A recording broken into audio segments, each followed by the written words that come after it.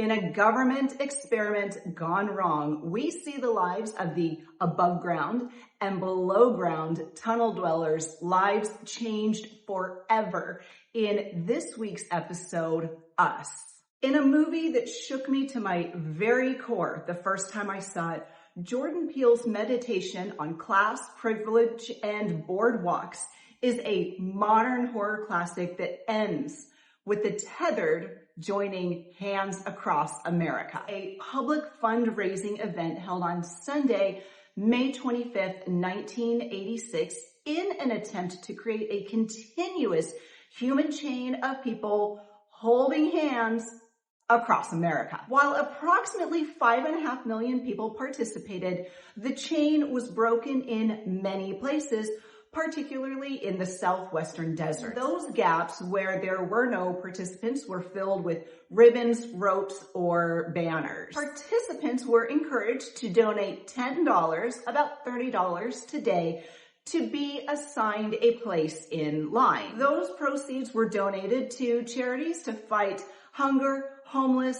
and for those in poverty. Kind of like the underground tethered that we see. In total, Hands Across America raised about $15 million, about $43 million today, significantly less than organizers had expected. And this just goes to show, not to get on a soapbox, but it goes to show that if you care about people, animals, a particular cause, it is so much more cost effective to just donate to that organization directly. No red tape, no fuss, no muss, and your money has a much better impact. End rant. But anyway, Hands Across America was publicly announced at a Manhattan press conference on October 22nd, 1985, featuring videotaped messages from Bill Cosby, Kenny Rogers, and Pete Rose. Okay, the 80s were wild. A theme song, Hands Across America, was written for the event and was unveiled at a West Hollywood press conference on January 16, 1986, 4 months before the event was to take place. And as we saw in the movie, shirts were made. I would love to find one of these shirts. They are a collector's item. So if you frequent Goodwill or a thrift store and come across a Hands Across America shirt, might as well get it. Now, particularly in rural and remote areas, organizing the chain required significant logistical efforts. People in cities not along the route were encouraged to apply for an assignment to a place in line, particularly a small town a several hours drive away. Seriously, just encourage people to donate directly or volunteer. Who wants to waste a Sunday during a long weekend to hold hands with strangers? Again, I know a lot of this was for publicity and to raise awareness, but seriously, just give directly to an organization that means a lot to you. Hands Across America fell on the same day as the Indy 500, so planners moved the route only to have the Indy 500 rained out anyway and postponed the following weekend. Once in line, participants brought radios and boom boxes. Beginning at 3 p.m. Eastern and 12 Pacific time, organizer Ken Cragen spoke from New York, instructing participants to hold hands. Those in the chain sang along to We Are the World, Hands Across America, and America the Beautiful. The event lasted 15 minutes.